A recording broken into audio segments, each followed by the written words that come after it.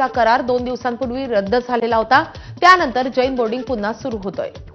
अखेर मुरलीधर मोहोळ आणि रवींद्र धंगेकरांच्या वादानंतर जैन बोर्डिंग पुन्हा एकदा सुरू होणार आहे.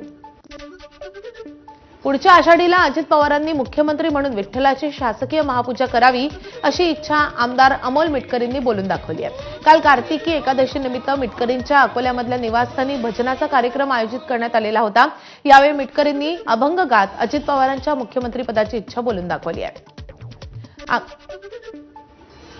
पुढच्या आषाढी एकादशीच्या पुढच्या निवडणुकीनंतर राज्याचे मुख्यमंत्री अजितदादा पवार होत आणि त्यांनी आषाढीची पांडुरंगाची सपत्नीक पूजा ही पंढरीला करो या अशी प्रार्थना आम्ही जगद्गुरु तुकोबारायांच्या चरणी आज पांडुरंगा चरणी केलेली आहे. ती मी नेहमी करत आलोय.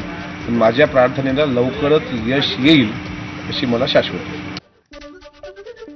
आगामी स्थानिक स्वराज्य संस्थांच्या निवडणुकीच्या तोंडावर भाजपमध्ये पुन्हा एकदा इन्कमिंग सुरू झालंय. नाशिकमध्ये पवारांच्या राष्ट्रवादीला भाजपने धक्का दिलाय.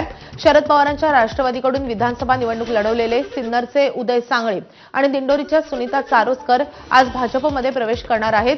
गिरीश महाजन आणि प्रदेशाध्यक्ष रवींद्र चव्हाण यांच्या उपस्थितीमध्ये हा पक्षप्रवेश होतोय.